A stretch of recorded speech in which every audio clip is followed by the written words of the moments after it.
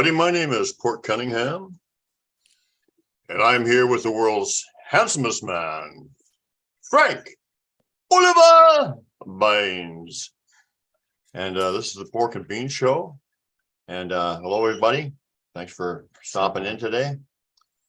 And we're here with our sometimes co-host, Peach Cobbler. Our best co-host in the world. Oh, thank you, handsome man. See, Brian? See how it works? I like that. I gotta smile. No.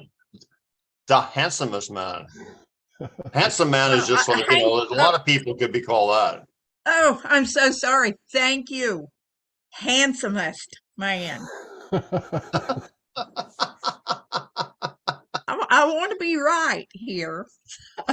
Yeah. I don't want to be wrong. So thanks everybody for stopping in, and we are joined today by Ashlea Stinnett, and we got a new nickname for her if she ever comes back on. But you gotta come on more than once before you get a moniker. So we're gonna call her Chili Pepper. I love it. Thank you. Thank you for having me on your incredibly important show. I am. We're looking around like, where's that incredibly important? Here it is. No, I really, really appreciate what you all bring to this topic, to this conversation. And there's so many different directions that you can go into. And you guys are on the right track as far as I'm concerned. And it mirrors my experiences out in the forest and connecting with them. So being able to see that and participate in that with your show is just awesome. So thank you very much. Well, we're really privileged to have you, and you're really welcome here. We do friends. We do friends of Sasquatch and friends of friends and family, people who feel like they're family with the Sasquatch, or they get spiritual upliftment or transformation from the Sasquatch. All those kind of things are on the table. Yeah, and it's important, and it's happening. It's not singular events. There's so many people who are having incredible experiences, and it's important for us to share our stories. That's the most human thing that we have, right? Is our experiences and our stories, and what we bring to the campfire, and how we commune and communicate the lessons and what gets brought to us in our stories and in our experiences. And we are having these particular experiences with the Sasquatch, and they are teaching us things. They are giving us lessons to learn, and then and we get to share that out into the world. So it's a beautiful thing. It really, really is. And I appreciate everyone here. I mean, this is what a lineup. What a lineup. Brian, what you and Tom have done with glyphs and with structures and with your documentation and your perspective, it's incredibly valuable, and Michael, your insights, your compassion and your heart, it's valuable. And Arla, you are so valuable. You bring so much value, so much love, so much experience. And it is my honor to sit in this campfire with you guys, for sure. She's so valuable, she'll never end up in the KTEL bin. Remember the KTEL records? Oh my goodness. You ain't going there, Mom. Okay. You'll always be like for full price. Wait a minute, that didn't sound good. let me. Yeah, that's okay. That's okay. It's awesome to see you on, Ashley. I know this can go anywhere today. And, there are so many things that you have going on too, not just with the Sasquatch, but with other things too. And we've talked about that. It's just really awesome. And this is awesome in your first really, really live interview. That's It really is. cool that you'd be here I and You're that know. gonna, I you're get gonna to be, be here you're gonna be with marked you. for life for this one.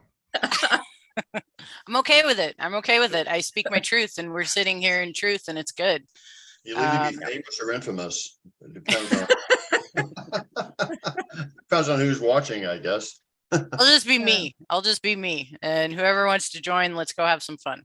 Yeah. Hey, by the way, say hi to all the people in the Barb and Goldie Campout group that are watching. I guess some of them are watching, right? Yeah, I think there's quite a few of my friends who are tuning in, and I appreciate it so much. So yeah, let's Yeah, get into it. Once they learned I was on there, they all had to.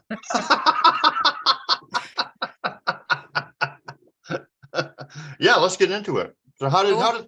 how did things start for a young Ashley? How did you become interested in where you're headed now or where you are now? It's been it obviously is a lifetime journey, right? First and foremost. And we can kind of go back into our histories and go, oh, okay, well, maybe this fits in. I wasn't conscious about it at that time, but Started with me when I was 0, and I was yeah. in 1950. I was 0 years old.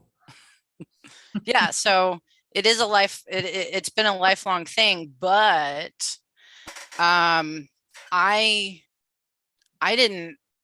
had experiences throughout my life. I've seen things in the sky. I've had, quote unquote, paranormal stuff, or we all kind of have those things. And I primarily grew up in Arizona, in the southwest of the United States.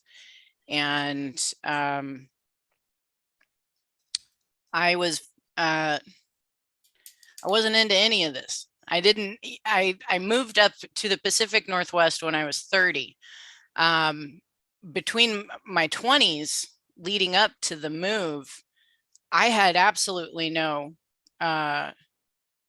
interest in anything Sasquatch, anything paranormal, whatever. I was very much fixed in my reality of my work and my play, and the play was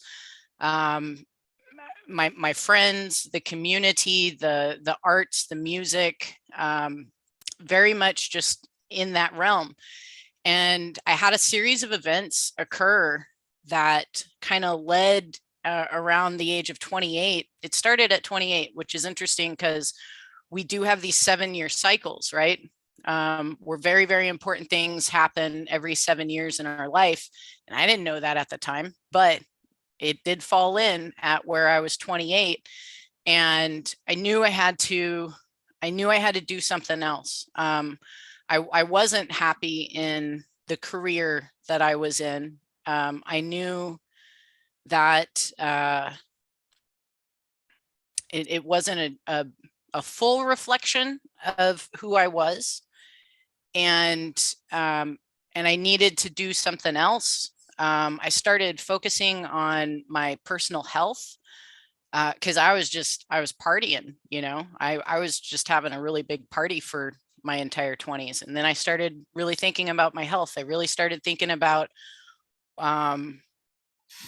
what would bring me happiness and what would be better. How would I better my life? And then I decided, I was like, well, I have this retirement that has built up from almost 10 years at this career. And, I'm going to jump into it. My passion is cooking. I'm feeling this draw to move to the Pacific Northwest. I'm going to quit my job and I'm going to open up a food cart and I'm going to move to Portland. Like it was boom, boom, boom. I'm going to do these things. I'm going to go in this completely opposite direction. And when I made these decisions, other things started falling into place, to include meeting my partner. and we met like very soon before I was about to take off on this journey and leave. But you know, we fell in love like almost immediately. So pretty much immediately. And it was like, well, I'm leaving. I'm going on this crazy adventure. Do you want to come too? And she said yes. So we did. We packed up everything. My brother, who he's 10 years younger than me, and he was in Phoenix at the time, and I was like, you know, I don't know what kind of future you have here, or because he was kind of a bit of on a bad path or a rough path, you know, and it probably would have gotten worse. So I extended the invitation to him as well. And I said, if you want to start over, if you want to come out to the Pacific Northwest with us, let's do it. And he agreed. And so the three of us and our dog and our cats, like we all just jammed up to Portland, and then it all starts, right? We didn't move. How old were you then? 30. 28. Well, it's I started making these decisions at 28. All these kind of, I had so many signs. I had like the synchronicity of me seeing everything to do with the Pacific Northwest. I mean, it was just coming in all over the place. So yeah, at 30, we moved up here, and literally today being the 4th, it's 13 years to the day that we moved up here. Oh wow! So that's kind of prophetic that you're on the show. No, Absolutely, I really do think that it is, and we can see some of those other anniversary type timelines and things happening on that.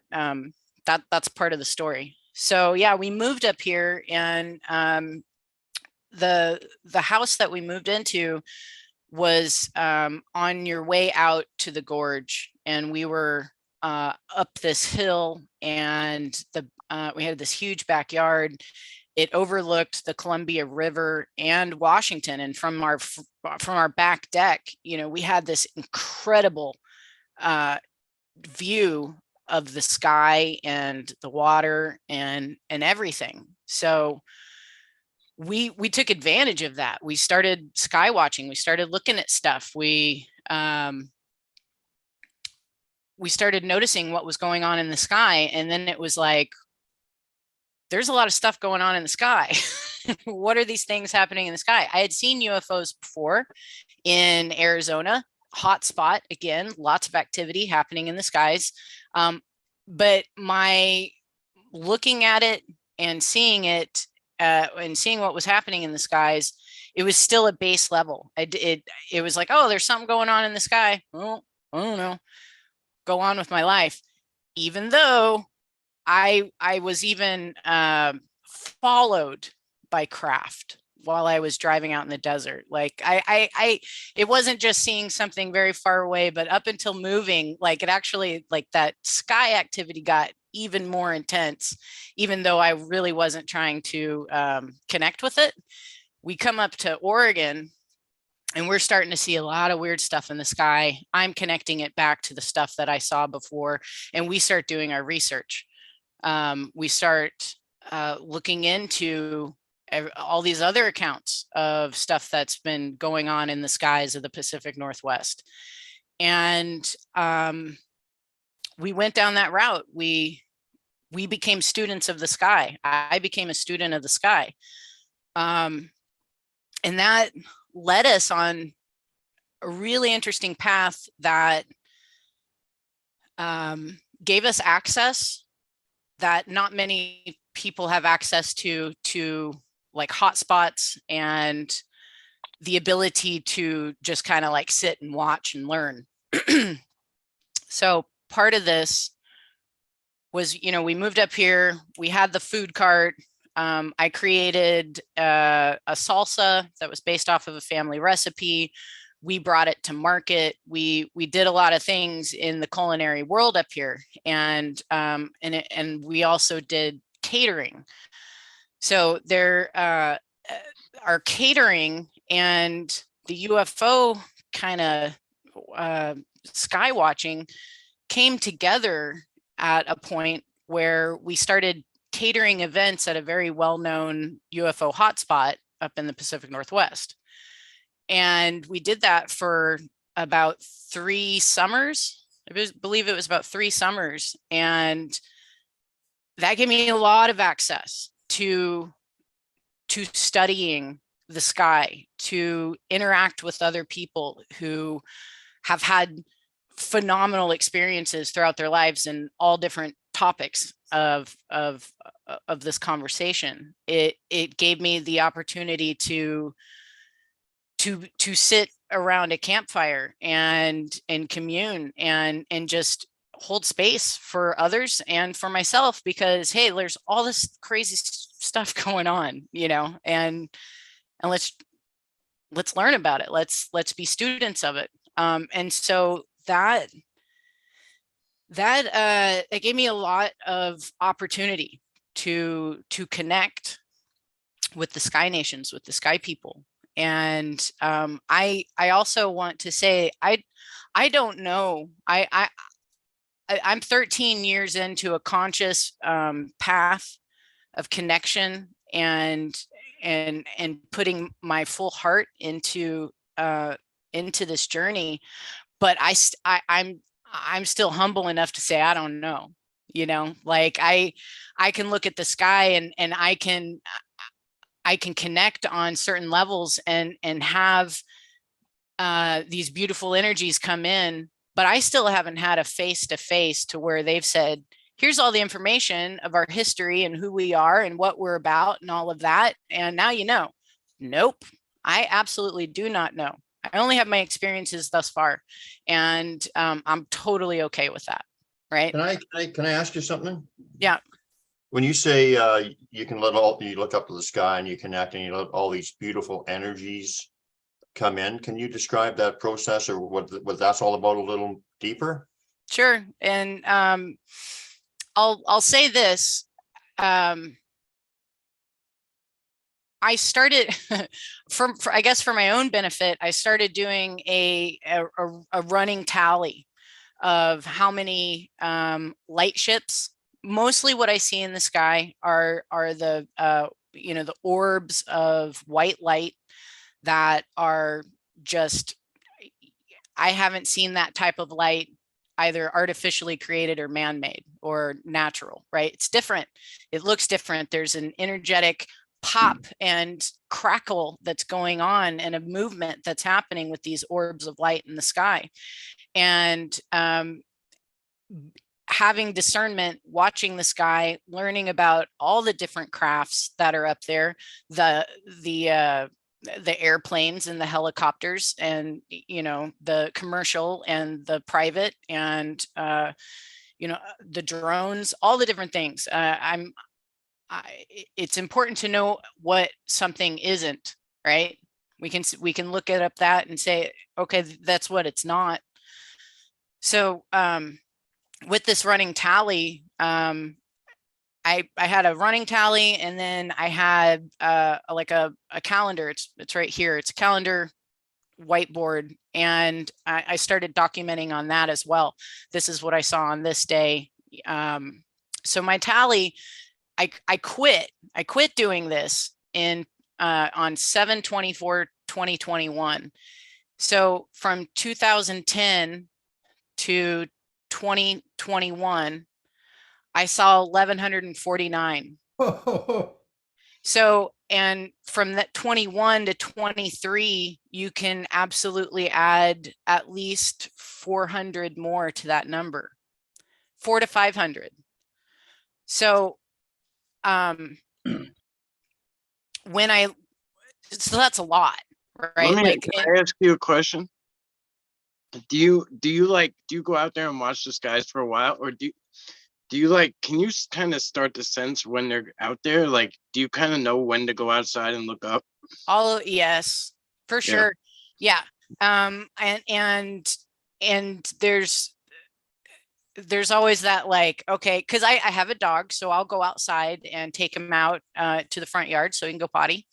It gives me an opportunity to go outside and look at the sky. I'm looking at the sky at least 10 times a night for a good 10 to 20 minutes a piece. And that's been happening since day one, for 13 years. I'm holding on to that schedule. So I have absolutely noticed, like, I'll go out, and one of the biggest indicators for me is that I'll know to look in a certain direction, and it might be 180 degrees in the opposite direction, but I'll know exactly where to look up in the sky, and then it'll be there, a big, bright, shiny ball of light, and then it'll power up. It'll get bigger. It will communicate in that way with me to let me know, hey, I know you see me, I see you, you see me, and let's connect. And so that happens more often than not, that I will feel the urge to look in a certain direction, and then something will be there. But I've seen all the different kinds, right? Like there's flashers. You can look up in a certain direction, and then a camera flash, of the brightest will just kind of like pop up in the sky, and there can be communication through that. I've never had a mind speak conversation. I've never had that kind of language one-on-one, but there's all sorts of, like, we communicate in so many different ways, right? It's right. It doesn't just have to be that way. And so the communication that I have experienced with the sky beings, with the sky peoples, is through this kind of like instant recognition. I see you, you see me. They get brighter, they pulse, they disappear, they come back. They do aerial paths. They do a lot of things, and they'll come in too when my heart's broken, right? Like I've had to experience a lot of loss in my life, and and I'll look up in the sky when my heart is broken, and they are there. And there is a comfort, and there is a connection and a remembrance of the bigger picture, right?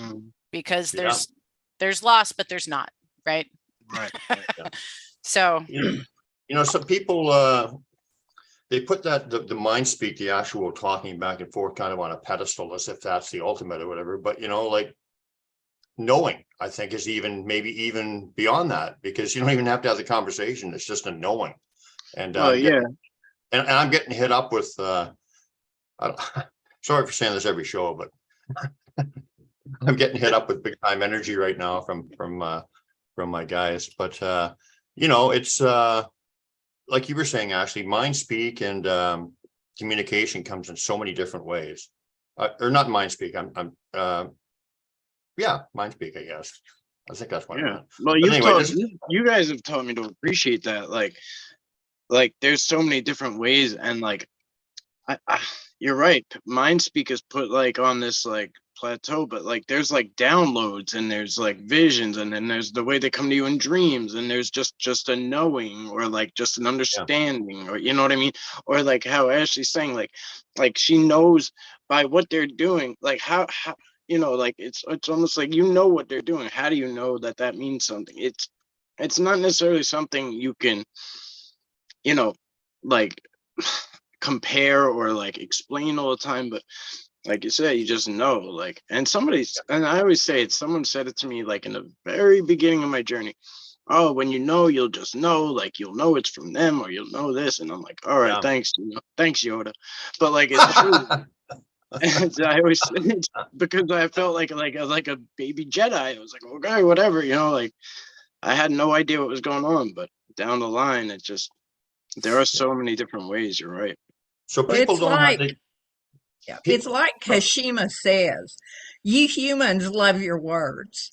And that's a multi-layered message. It's not just about the words that we use every day, but it's the fact that we think that that's the only way to communicate. If you can't talk to somebody, then you're not communicating. But that is totally not the way it is. And that knowing, I talk to a lot of beings.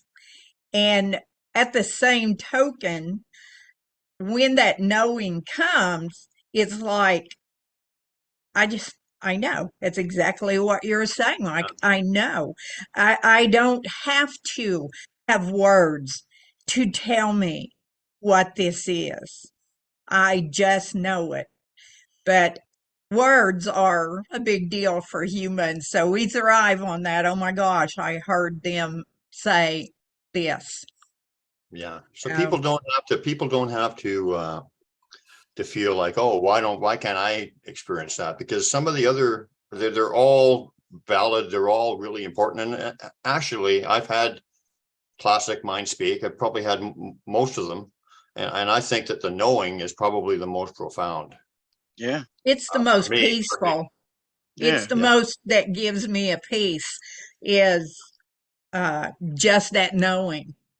It puts you in that peaceful place of connection. You don't have to think about it. You don't have to figure out what it's about. You just, Yeah. Yeah. Yeah. I have a question. I actually have two questions. Um, have you ever seen what I call a shooting star hello, right? It's like Yes. you're up there looking, and then there's like this ball just comes dropping out of the sky with a little tail on it, and then it just disappears. Yeah. That's what I I've call a shooting star. And saying it can be horizontal or right close to the ground, or it can be up. Yeah. Okay. Yeah. yeah, Yeah. A I've shooting star absolutely hello, seen because those. that's not a craft. That's just like some kind of Right. signal that says, "Hello, we're here." Yeah. That, and I want to ask Wait a you minute, I got to get to my that, but second one. I got to get to my second one now. Chill out, chill out. Hold it in. Go ahead. The second question is, you say you have a food stand. Is it like a van, or is it like a hot dog stand? What kind of food thing you have?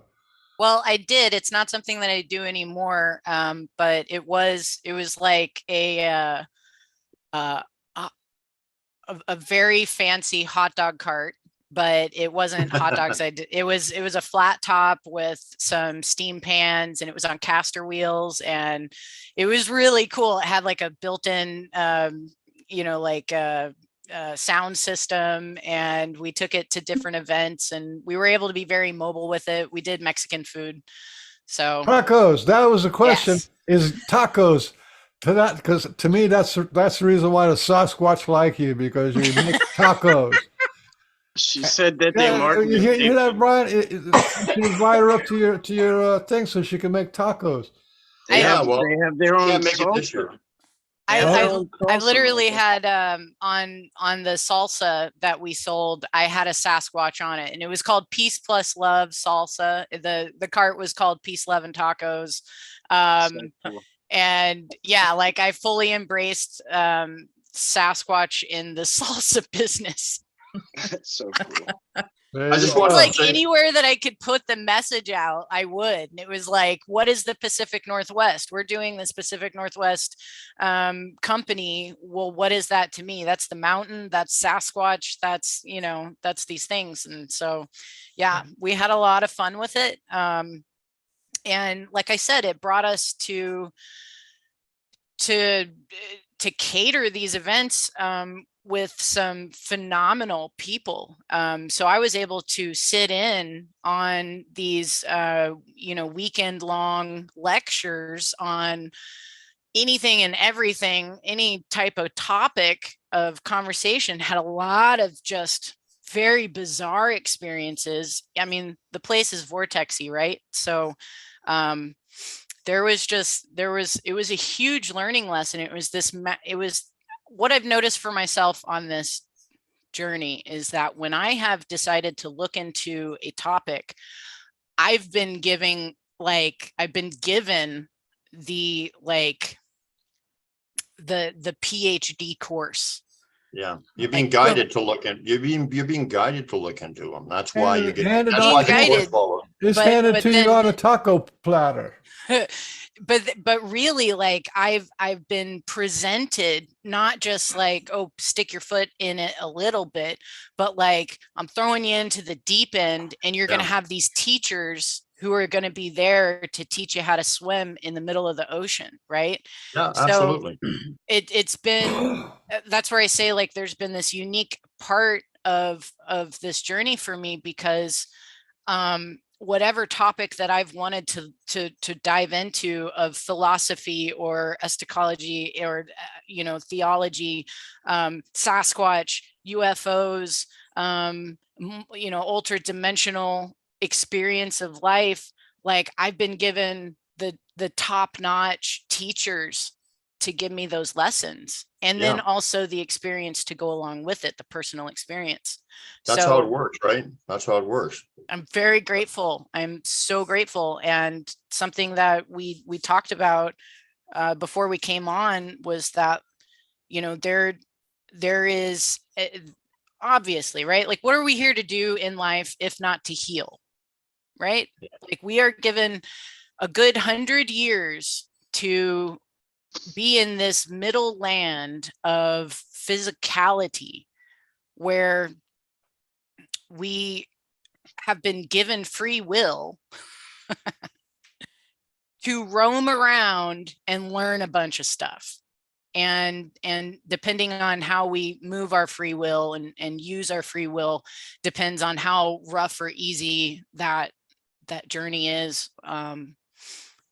So yeah, I've learned a lot, and I've healed a lot on this journey. And the physical, emotional, spiritual, all three connected always.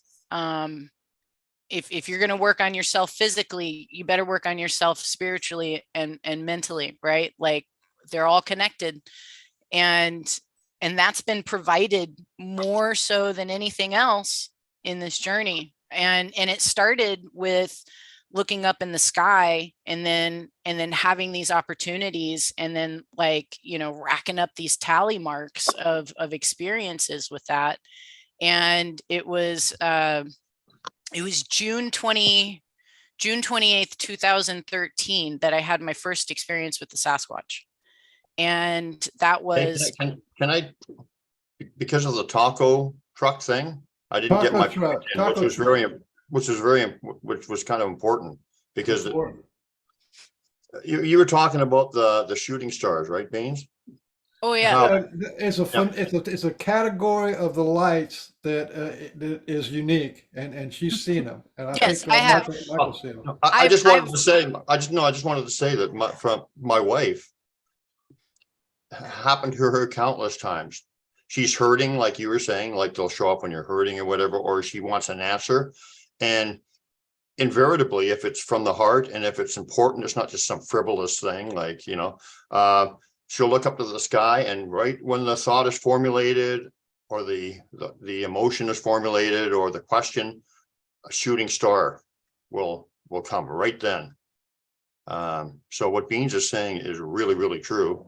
And you've experienced that too, right?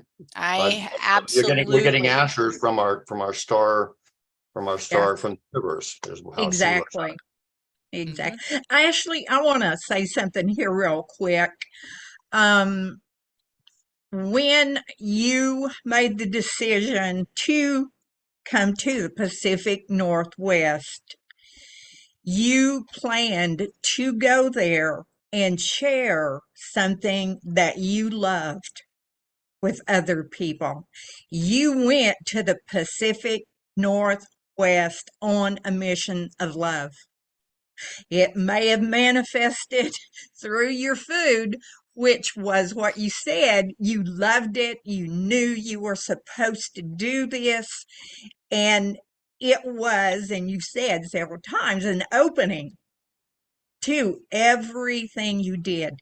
You came with a pure intention of love to share something you love, and the universe gave it all back to you Really in did. so many ways. Thank you. That's a absolutely perfect way of wrapping that up into a burrito. And I'm sure, Ashley, that what we were talking about is these teachers and these people that we're supposed to teach, and whatever, it's constantly connecting us with who we're supposed to connect with, who we're supposed to reach out to, who we're supposed to talk to, and maybe open their hearts and their minds. It's like when you're in this on this journey, it's just like connections. Like I can't even, it's just like the examples that I could bring up, and I'm sure that you could, are just stunning, like going to the woods and talking to somebody about Sasquatch, and then they tell you that they just heard one in the bush just before you got there. That kind of stuff, like, that's it's not rare. It's just like we really see how it's all kind of connecting. Mm-hmm. That's the flow. That's being in the synchronistic flow of life. And that comes from pure intent within you and manifests outward. And if I've always said, I don't have a CDL to drive the God bus. I'm a passenger. I'm here to learn. And that's what I hope to do, is stay in the flow and go in the way that I'm supposed to go. And if I do, everything works out exactly as it should. Mm-hmm. Yeah. Absolutely. Yeah, it's good to remember that everything is for our benefit, even when we don't understand it in the moment, right? Even the hardest and most difficult situations, or the past traumas, or the current traumas, whatever, like we have an opportunity to learn and glean positivity from all of it, and it can have absolutely monumentally positive effects on who we are. So yeah, monumentally positive. So do the star people, or who you're connecting with in the sky, do they have a message for you? What are they telling you? What is the knowing they're deriving? I wouldn't say that there's necessarily any strategic messages or anything. Like I've never necessarily like gotten a download of like something like that, but it's a fun, pure connection. It's just if they show up, I say hi. I always extend my love, and that's something that I'll do before like when I do go outside and I start looking into the sky, I send out my prayer of love, and I say thank you to the star people, thank you to the Sasquatch people, thank you to all the elementals, and thank you to God. Thank you everyone who has come in and connects, and I appreciate your position in my life. Thank you. So coming in with gratitude always, and it's a real gratitude. It's not just I'm saying, thinking these things. It's true. I have so much gratitude, and I'll present that when I go outside. And there's more often than not answers by flybys, flashes. What Frank was talking about with the just like shooting stars. Yeah, whatever they are. It's not really a shooting star. It's not really a shooting star, and I know it's like point A to point B. Right. I've been asking people about, I've been asking a lot of people about this, because I only just recently saw my first two, and it's been I saw two in the past 3 months, and they go a short distance. The first time it started, I was on the thruway going to upstate New York, and it went across 3 of the 4 lanes, started here, finished there. Another time it was right above me, and it shot into my neighbor's yard and stopped, and it looked just like a shooting star. That's Size it. of a golf ball, white line, boom, gone. That was it. Yeah. And it seems like it's below the clouds too. That's another thing. This one, they were low. Yeah. Absolutely. Below 5,000 feet. Yeah, way low. Like the second one, I felt like I could reach up and touch it. Did you feel, Mike, that there, Big Pastor, that there was it was an I had answer to no, I something? had Or- no idea what to make of it. I had no idea. I was like contacting UFO guys.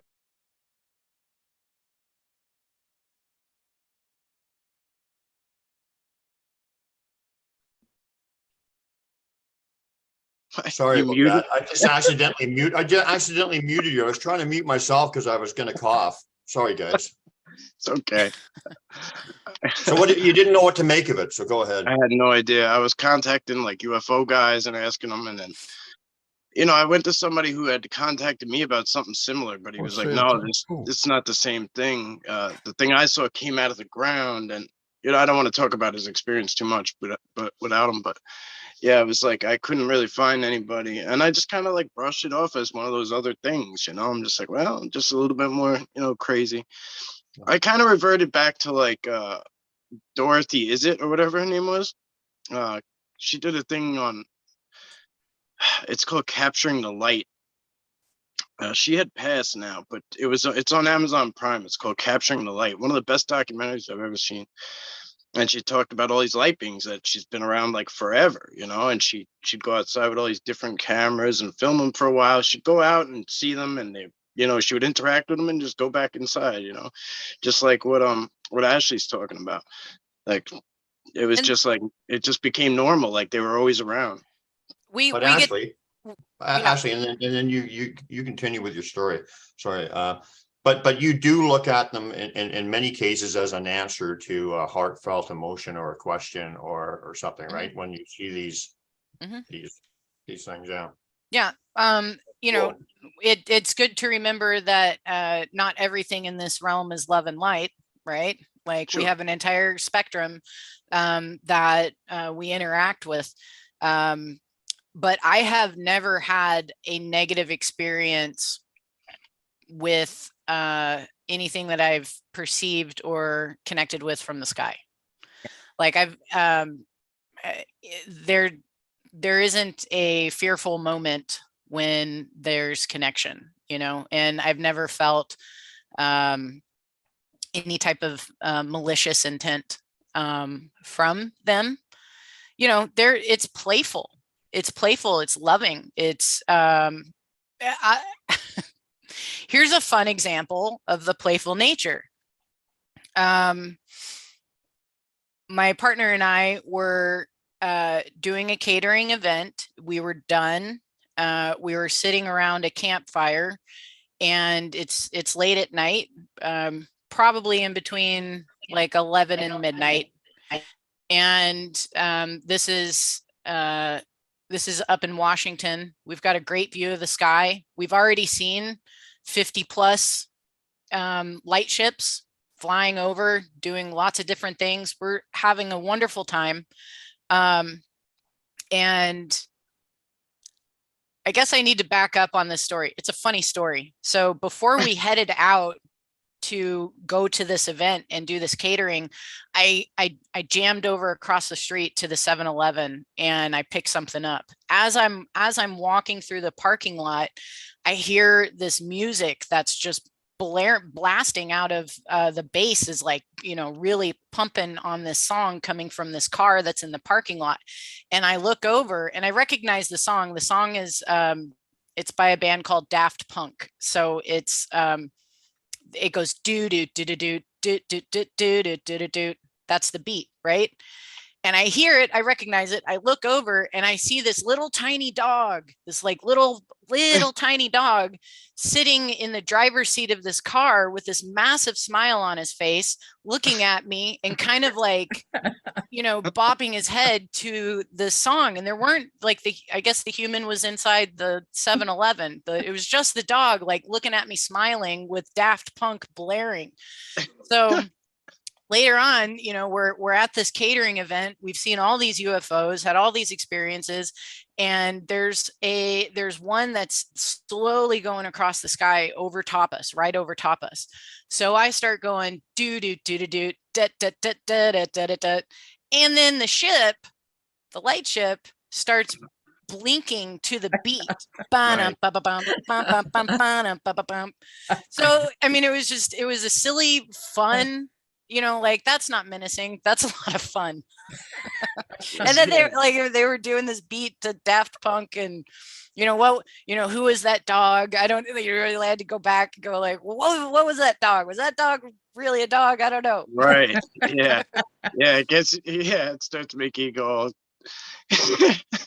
But yeah, like that's the underlining of it all has been incredibly positive, life-changing, because it gets to change my landscape within. I get to start asking more questions. I can broaden my horizon as to what exactly it means to be in this environment, to be in this realm. What does that mean to be here? What are we doing here?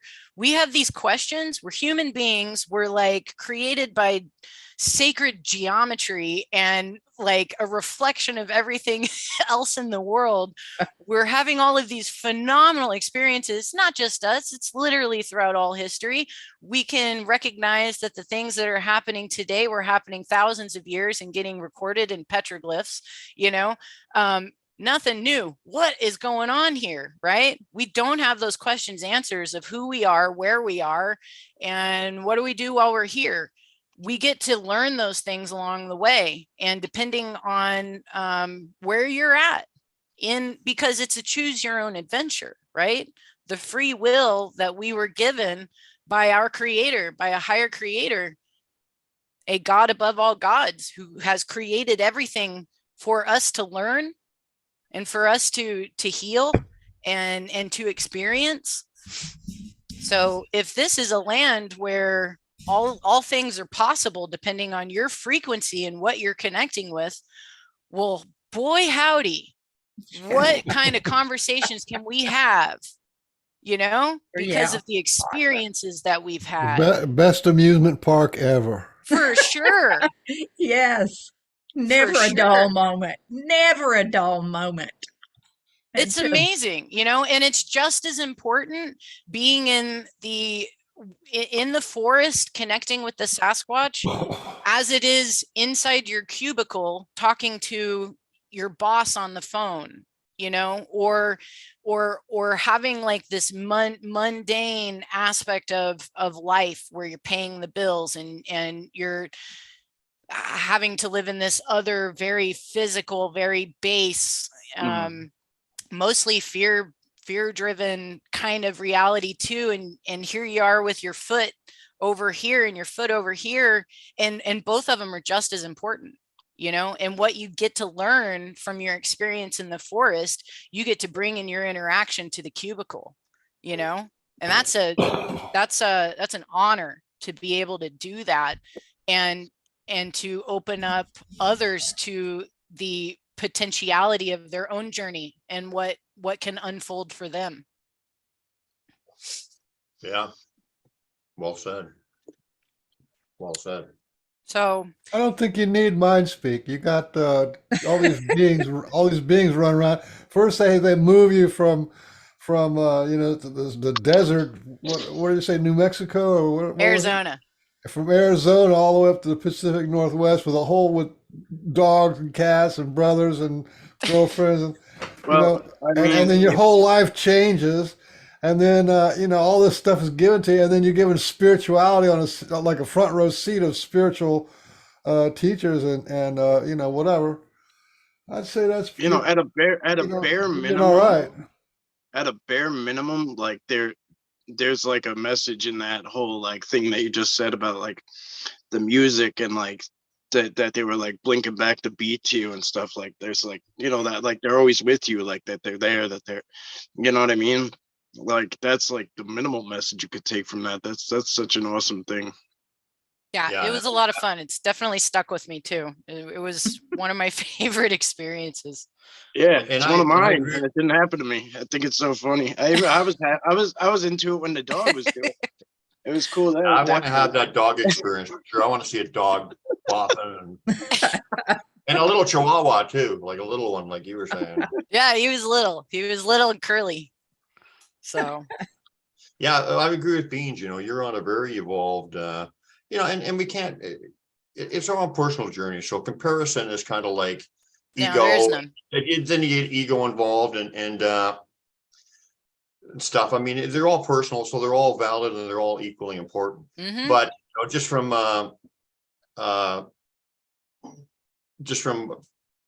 going to say from I almost said sanitized. That's not the right word, but just from a overall look at it, your journey is sanitized. Definitely not the right word. Your journey is very evolved. You're being guided. You're getting thought placement so that you're doing things, going Mhm. places. You're connecting with people. You're sharing the message. You've got knowings. I mean, it's incredibly You involved. made So it onto the Pork and Bean show. That's like big time. Yeah, it is. I think so. It That's- is actually very it much is. so. Yeah. that's the pinnacle of your life. You've all only downhill. got more up to go. Yeah. I mean, you got here and it's Well, this continue is such a on great up. it's such a great place to start, like let's start from the heart first. Yeah. It is like I starting this journey again, like I said, kind of like really consciously 13 years ago. I also turned my TV off, probably about 12 years ago, and really worked on my discernment muscle as to what was trying to infiltrate into here through the outside world, right? Like we have to be really good filters for ourselves because we're being bombarded by garbage all the time. Word And- turds. Say no to word turds. Yeah. So, yeah, I am humbly grateful for having the experiences and being able to travel down this path that I have, because it has, like you said, opened up phenomenal people, amazing people that I wouldn't have connected with in any other way. So, yeah, the first time I had a Sasquatch encounter, like I said a little bit earlier, was June 28th, 2013. And I was camping up near Mount Adams. And I had a friend with me who came up from Texas to come with me. And I've got this really cool old van. And we went camping in that. She was in the front. I was in the back. Has like a jackknife sofa that lays down into a bed. I was incredibly sick with an upper respiratory something that had been going on for a really long time. But my friend was coming from Texas. This was an important camping trip. So we went ahead and went. So we got set up, and I woke up in the middle of the night. She was asleep up front. I was in the back. I woke myself up from coughing. I couldn't stop coughing. And I knew I knew that if I smoked a cigarette, it would actually help me stop coughing, because it was going to produce phlegm for a really long time. And so I hopped out of the van, and I was on the passenger side of the van. It's like 3 o'clock in the morning, and I've got this big open sky in front of me. I got a tree line behind me, and I'm smoking. I'm not coughing anymore. I'm really enjoying the night, and I hear call and response behind me in the trees. Hoo-wah, hoo-wah, hoo-wah, hoo-wah. And so I'm like standing there. I'm like, huh? And I look behind, and the first instinct that I had was to telepath to them, peace be with you, much love. And I knew that the Sasquatch were around. I had a couple, now about 3 years of conscious experience with the sky people, with the star nations and all of this activity. So that was this introduction. I went from the sky down to the earth. And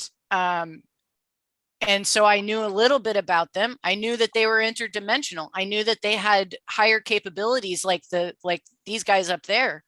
So my first instinct was to say, peace be with you, much love. And then when I did that, the call and response stopped. immediately.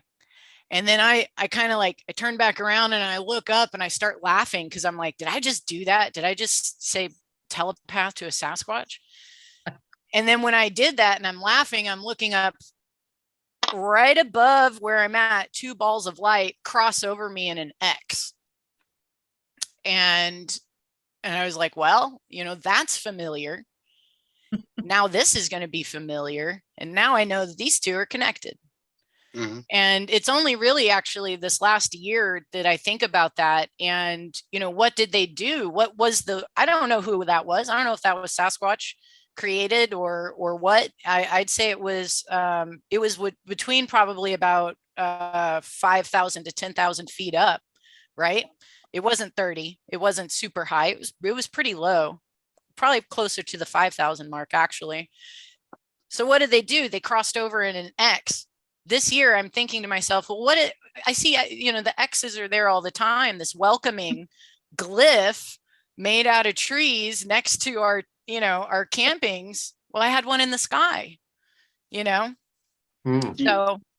Yeah. I've been getting this like feeling, and I've been brushing it off for a long time.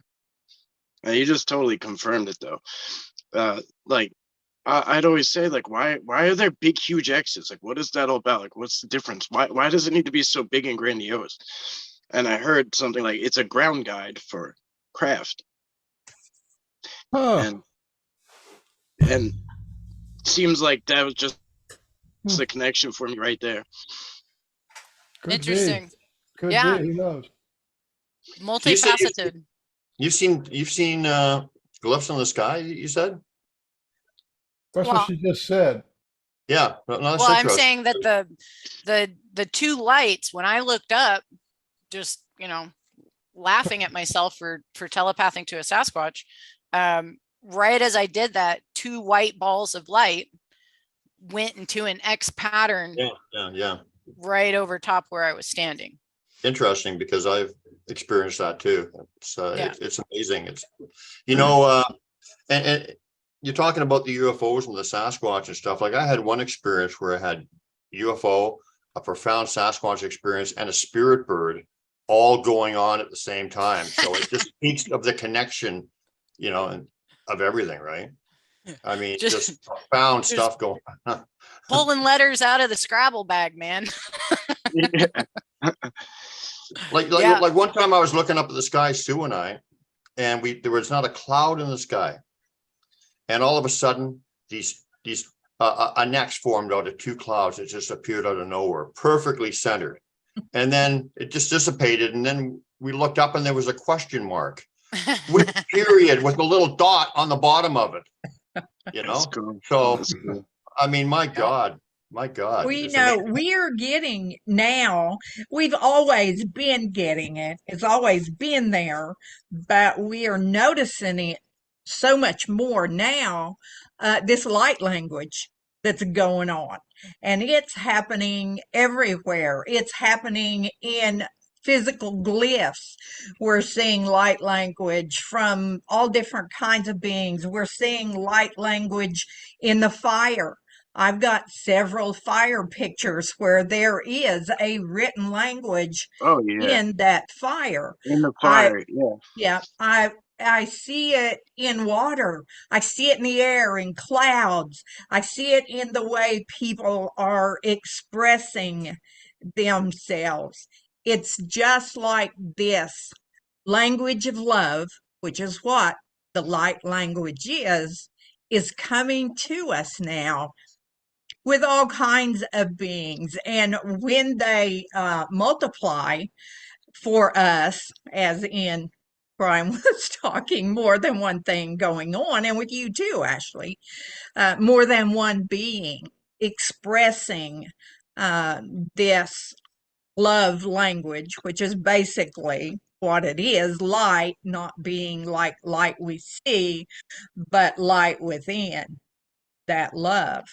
And I get really excited when I hear people talking about those things, because it just is such an indicator of where we are now. I'm going to use that. Yeah, Light, what we're light walking language is like into. perfect. Yeah, It's a perfect way to explain it. it's It- awesome. when you have all those things going on at once, it just shows you, it just like right Yep. in your face how everything is so connected.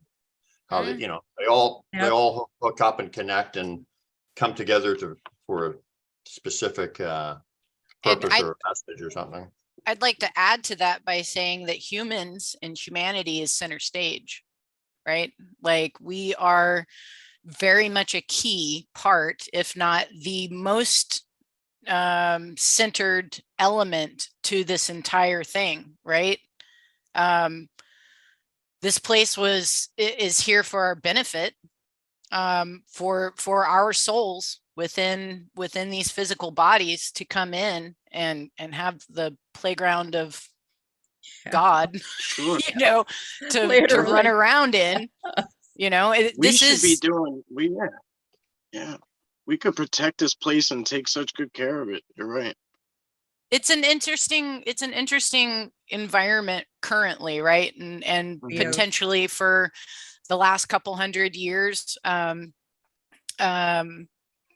or longer, you know, at this point, I've been doing a really deep dive into history and coming up, as well as so many other people who are looking into historical narrative that we've been given and finding more holes in it than Swiss cheese, right? Like, Yeah. Mhm. how do you manipulate and control a people? The first thing you do is you cut their roots, right? And you get them to not remember who they are or how powerful they are through their ancestry. Right. So like our collective history is just gobbledygook, and it's not all false, but it certainly is not all true. And so I think it's pretty interesting that we are these like babies in this world. We literally come into this world as a baby. Like we cannot fend for ourselves whatsoever, and we have to learn everything from the get-go. And beautifully it's been set up that way too for us consciously, because if we had all the answers, then why are we wasting our time here, right? We have to research for those answers. And this is this place to do it. And if there has been an infiltration, if there has been a fall, right? I think when we look at purveying themes within creation stories, within the collective histories that we do have and that we get to pick and sort through, you know, there are truths in all of it, right? And we can see how there's these similar stories happening in similar ways of looking at the past, and we still have archaeological evidence and we're able to physically see into the past through the megalithic stuff that's been left over, and we can see just through this unknowing place, just like a baby, like let's look at this entire world like that from now on. Erase everything that you've been given as a preconceived notion as to what this is, what its history is, or whatever, and come at it completely fresh as like a detective. You know, here are these clues. What can I glean from this and understand from it? Because what you're going to get from that personal experience and that personal way of looking at it is absolutely completely opposite from what we're being told. And if we're being told all these things of what this is or why this is, and they're wrong, then it's probably to control us, right? It's definitely to control us, because there has been a fall, there has been some sort of destruction of the perfect realm. We see the perfection in it, we know how amazing this place is, but it's under attack, right? Humanity is under attack, the earth is under attack from seen and unseen, right? Because this is where it's all going on. And that's still kind of like this level, this higher level is God is still in control of all of it. And this is all for our betterment, right? So no matter how much garbage bullshit is happening in the narrative of the theater of the world, you know, do you need to focus on that? Or should you be focusing on how you within can become a better human being through your experiences, through your environment, through your family, and how you can bring the betterment that this place needs, right? Absolutely true. Boy, that's well said. You know, we We're like the have, princess. We're like the princess being saved from the dragon by the white knight. And, that we're just like, here, look, all this is all evil out there, but we're actually the ones being saved in some ways. You know what I mean? you know, we are We just get to given, watch.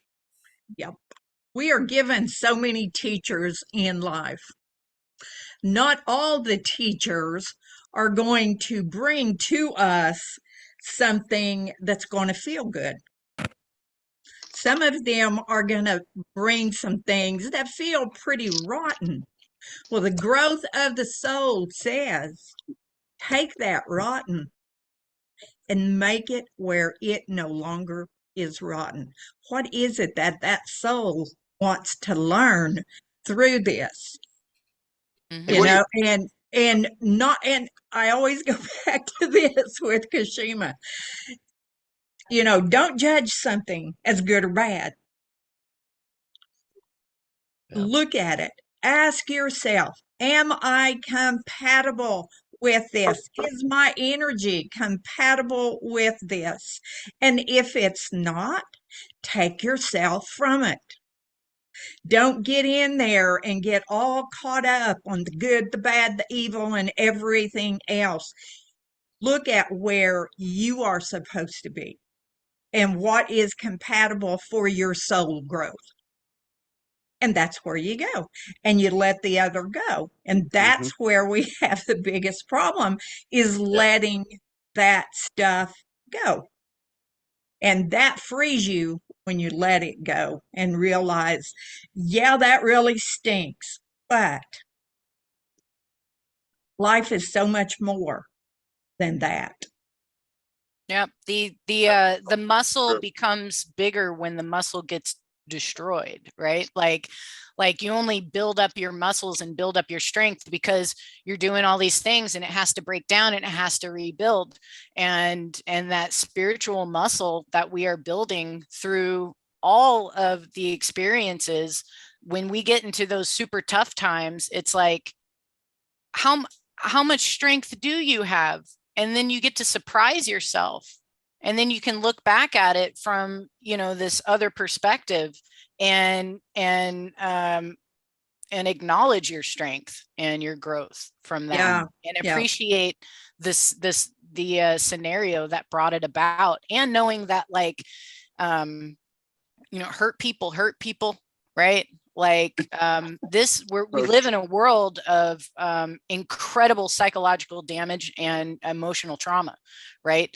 That, because again, that's one of the key things that keeps us enslaved, spiritually, emotionally, and even physically. Like, when you introduce a ton of trauma into people, and into their lives, and then into the environment, and then you don't give them the remembrance that they can really use all of those things to their advantage. And when you don't see that there's a higher perspective, and you don't realize that you have the tools within to overcome, then you're trapped in this warfare. We have spiritual warfare happening.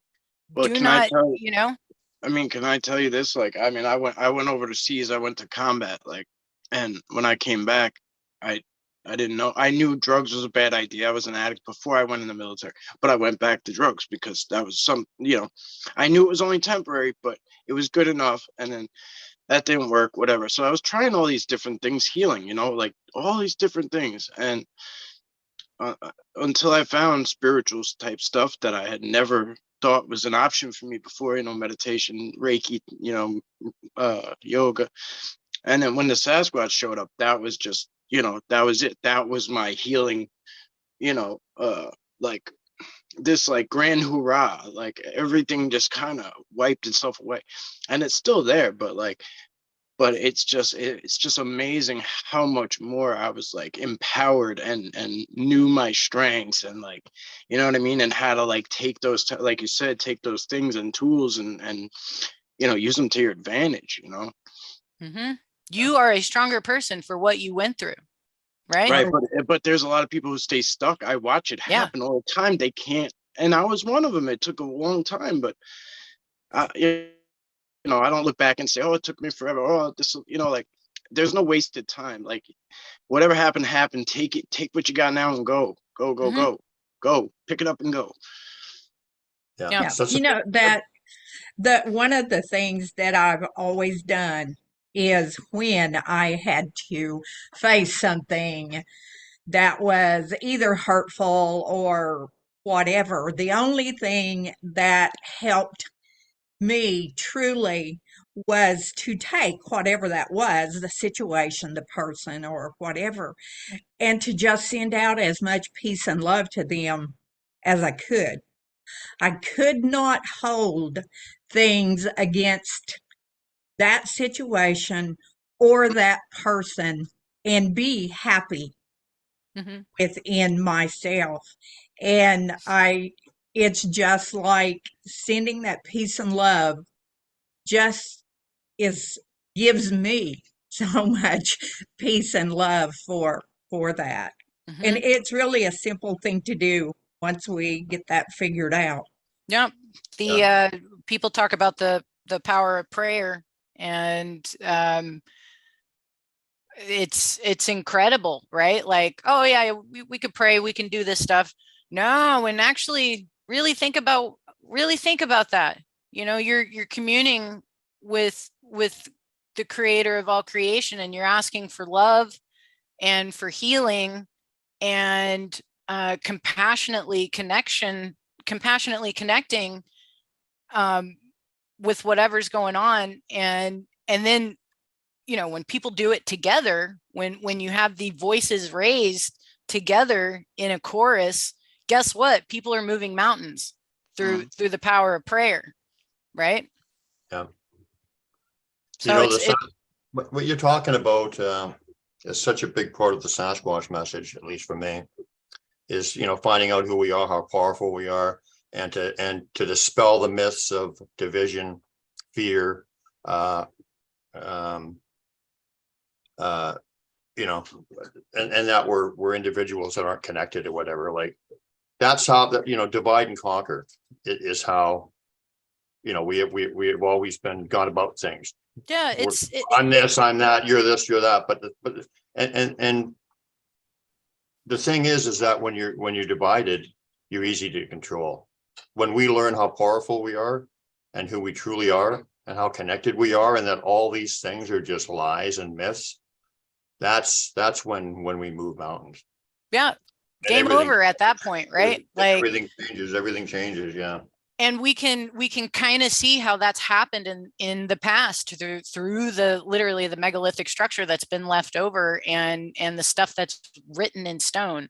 We have achieved that in our collective past as human beings in this realm. We're not there right now, right? But on that, it's still okay that we're not there right now. We don't, the stuff comes in when, I guess you could say, like, the way that I've been thinking about this for the last couple of days, right? Like, we have a negative in this world. We have this stuff happening, and why is it here? Because we let our guards down, you know, like we became a little soft. We were like, man, whatever, like, and so then it starts creeping in, and the control and the and all of those things that come with like the evil, right? The evil in this world comes in, and it's like it comes in because we get soft, right?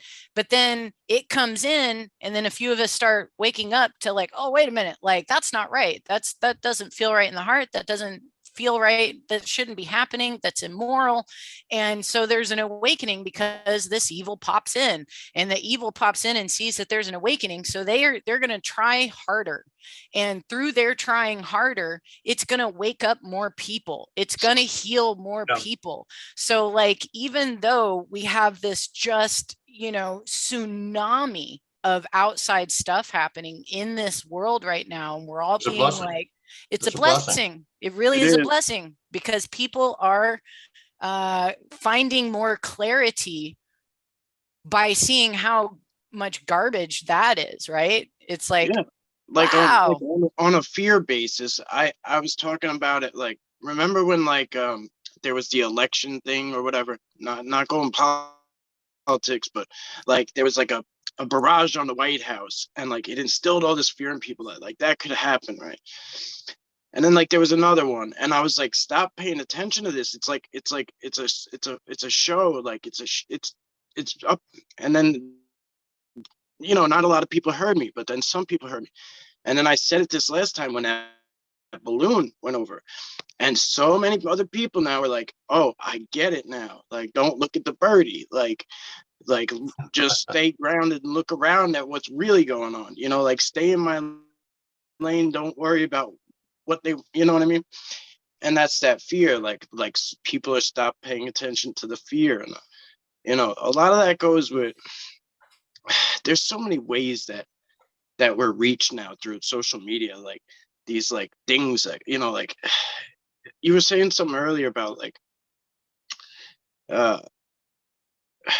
I forget how you were saying it, but about like, Arla was saying like connect with your energies and people like that, and like don't worry about like the other things, and don't put your eggs in that basket. We live in a world where like people go and spend and it's not like my generation and above, it's the next generation. They spend all their time, like they call it trolling, but they spend all their time hating people, like typing and hating and all these angry and hateful things in places and to people that they don't like or don't want to see, or things that they don't, you know what I mean? It's like, for instance, like Sasquatch, like you get all these people that come in that don't. I wonder if they're even real or if they're bots, man, because like, you know what I mean? True. Like we can definitely get a certain outlook as to what the environment of the internet looks like, but how much of it is even true people? How many are bots just trying to move everybody into this fear-based outlook on everything? And so I wonder if there are a lot of people sitting there being keyboard warriors and just being the total turds of the earth, or probably not. Maybe that's just a big shield to make us all think that we suck, when really, like, again, it's a division factor. We don't suck. Humans are amazing, right? Like, we are beautiful, incredible, phenomenal beings that are capable of so much, of absolutely so much. And if the Sasquatch are telling us anything, it is for them telling us, like, remember who you are. We know who you are. We know how special you are. We are going to connect, and we care so much about you. We're going to help you heal so that you can remember how important and how phenomenal you are. Right? Like that's like one of the biggest things that I've received through them, through the healings that they provided for me. Absolutely. When's the last time we heard any narrative where the world is wonderful and so peace, everything's beautiful right now? It's always some fear narrative is being pushed on us, one after another, and for the reasons you're saying, to keep us distracted, to keep us divided. If you have an adversary who is in charge of this realm, which quite possibly is the case, right? Like in this, if we look at not just like kind of like Abrahamic religious outlook, but many different types of ways of looking at the positive and the negative. If this is a fallen place where once it was a paradise, and now it's not so much. And it's been introduced, and again, in quotations, because this is the place to learn. If we have come into the fallen aspect of this reality and we're not living in the Eden, then we have an opportunity to learn, right? Mhm. Yep. Can I tie this all together with you're talking about moving mountains, and you know where that quote "moving mountains" comes from? Where? It comes from Christ. Christ says, "If you have Yes. the faith of a mustard seed, you can Yep. say to the mountain, 'Come,' and it will come." Now, you want to know where he got that quote from? Where? He got that quote from the Ramayana. Mm-hmm. And you ever read the Ramayana, looked into it? Yeah. It was a demon war between Lord Ram and the king of the demons, right? And the king of the demon poisoned Lord Ram's brother. And so they got a lady in there. This is the demon is attacking Lord Ram's brother and poisoned him. So they got a lady in there to who was an herbalist, and they said to Hanuman, and Hanuman was a Sasquatch. Yep. And he says to Hanuman, "Go to this mountain and you can find this herb and bring it back and we can save the brother," right? So Hanuman goes to the mountain. He couldn't figure out what the herb was. He forgot the herb. So what he did is he brought the whole mountain back to the herbalist, right? And so what are we talking about here? We're in a demon war now. And Sasquatch is right there with us. And as you said, to bring the healing.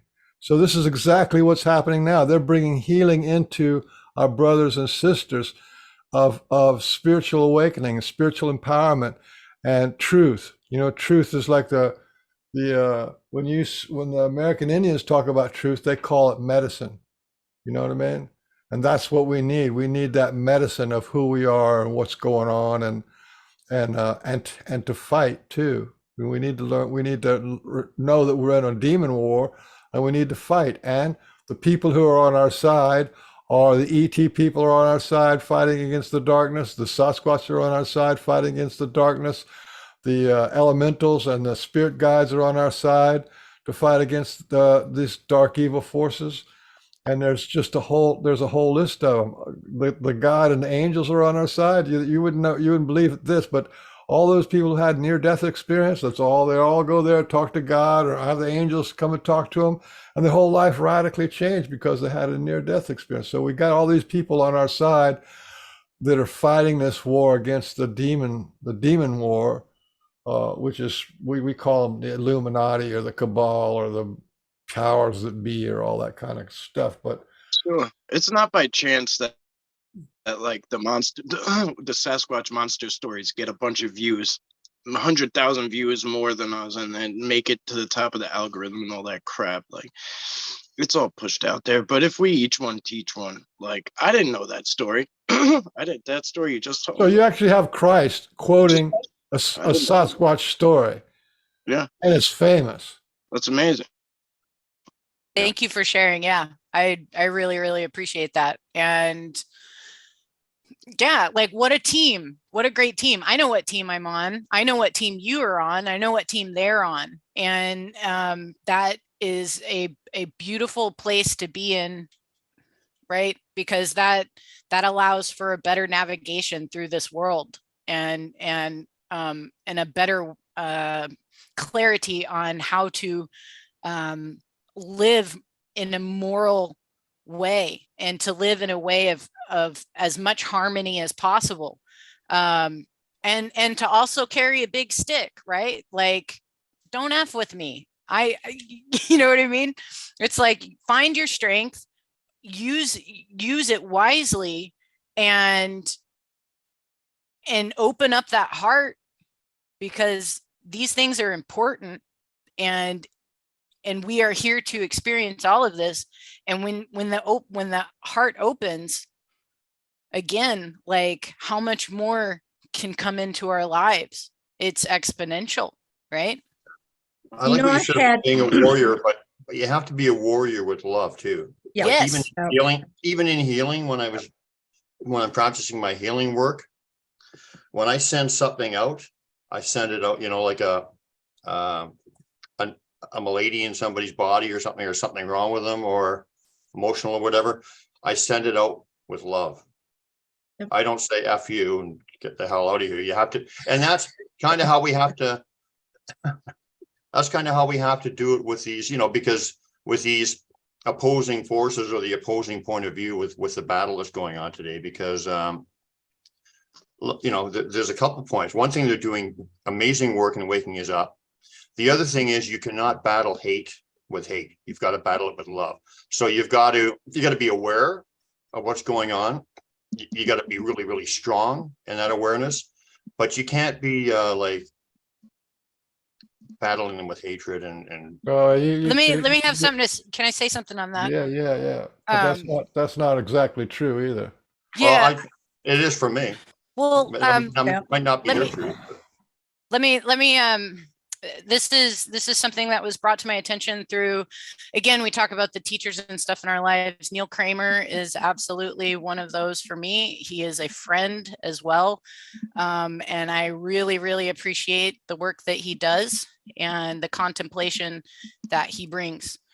So he spoke one time about hate and love and how we have been kind of conditioned in this life to think that they are opposites, that hatred and love are the opposites, and they really aren't.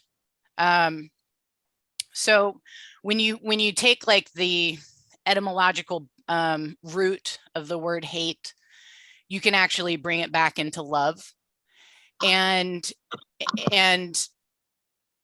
the righteous hatred that is good is that we hate when we love so much, because we love something so much that when we see it getting hurt, or we see a defiling of something that is sacred and beautiful and right, when we see that, then that righteous hatred comes in for whatever is trying to destroy that beauty. Right. And that's where On the mark, you're on the mark. Keep going. right. So that's where we use that energy in a really positive way by standing up and saying, no, I will not allow absolutely. that to happen. I think it's in the wording that me and Beans were having we have to be It's a situational thing. If somebody's coming into your house, there is no law. You can kill them if you want. You know what I mean? If they're coming into your house with intent to harm, you can kill them.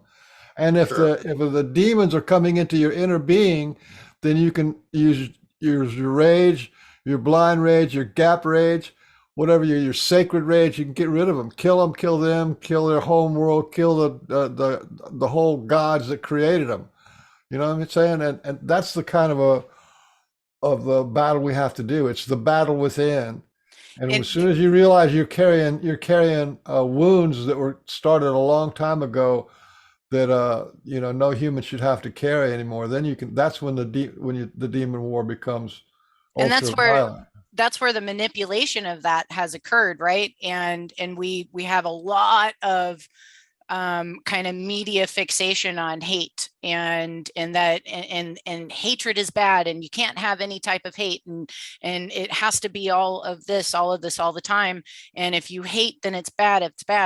Well, no, like, let's get into the intricate nature of our love, and realize that definition has been manipulated to get people to not even react at all. Because if you tell someone, no, you can't have those angry thoughts about something that is a defilement of truth or goodness, then you take their ability away to stand up for themselves, verbally or physically. For me, and understanding my talks with Kashima about what hate creates And we're talking about with the human mind here. We're not talking about with a higher mind. It's that lower base hate that creates a problem. It's not something that is within us. I have had several instances in my life where things came against me. And this one particular thing happened several years ago. And there was a group of people who were harassing me to the point of trying to put me in jail and take my livelihood away. My life had been threatened. And yet I wasn't holding anything towards them as far as feeling a hate of what they were doing. Well, I was at a conference and I had spoke, and this group of people were there. One had already caught me alone in a room and came in and tried to intimidate me and scare me physically. They walked out. I walked out. At the conference, there was a young couple who were in college, and they were doing a small documentary for some college credits. And they asked me, would I come down and play my drum and sing the song that I sang to open the conference? And I told him, sure, I would love to do that. That song was given to me at one of the International Council's 13 Indigenous Grandmothers, Grandmother Aggie. And it was a blessing song. It's a peace song, and it's about sharing love. And I cannot do that song if I hold anything against anything within my being.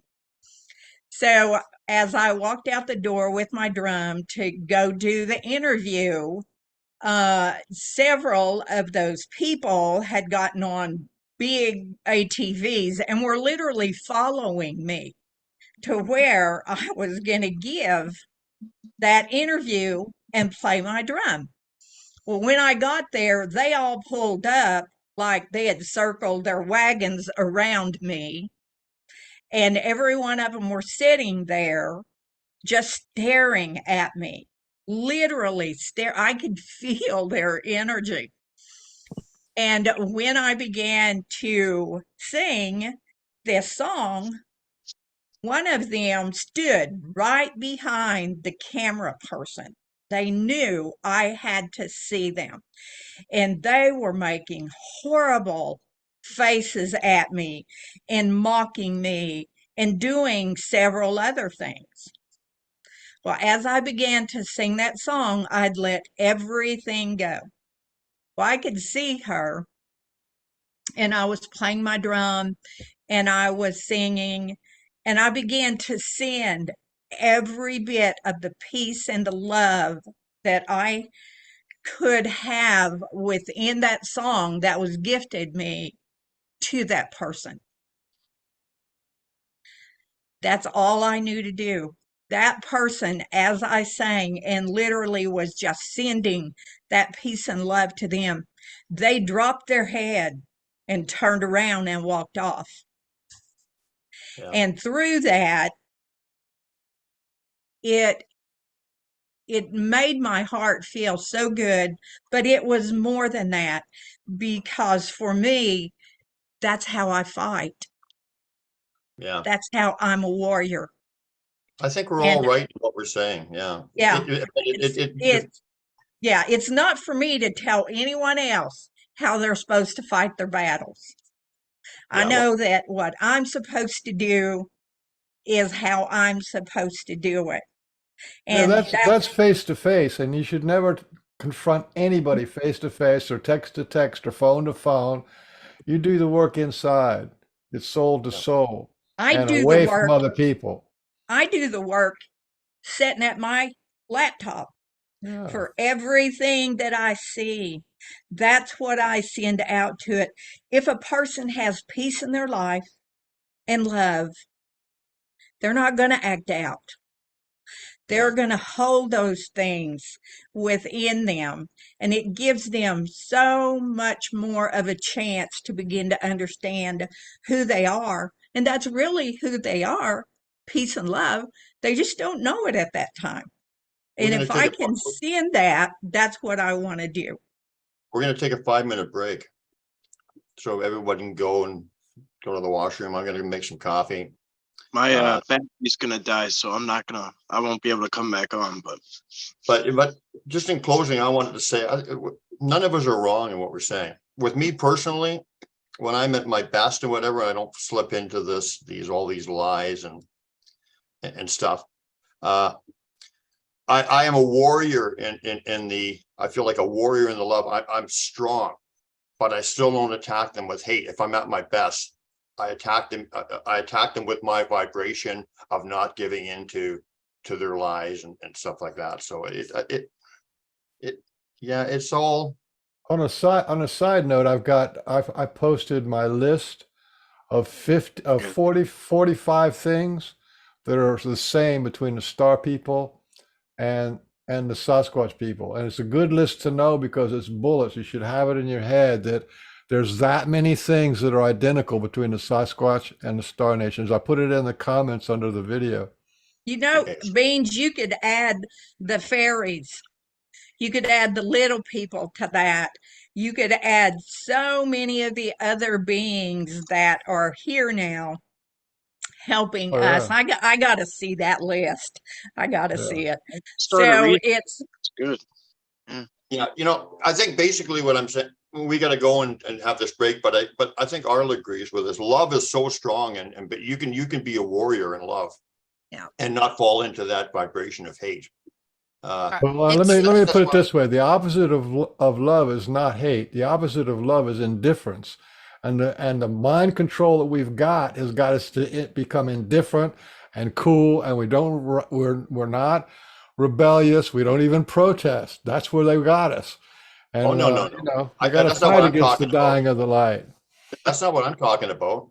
I do all that stuff, but I mean, I'm strong in that resolve, but you still have to. Personally, I still do it from a position of love. But no, Yeah. I don't No. like it any more than you. Self-protection is love. Well, That's what rage is self-protection. Stop hurting me. That's what rage says. Stop hurting us. Stop dumping on us. Stop stepping on my toe or I'll knock you out. That's what well, it is.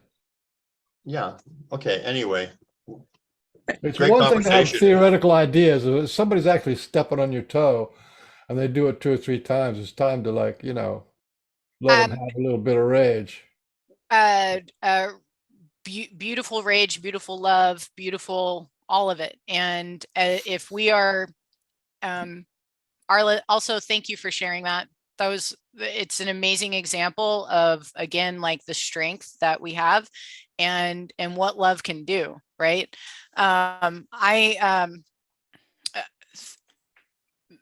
Maybe about 8 years ago or so, 8, 9, 10 years ago, I learned of a clearing prayer, and I've used it ever since.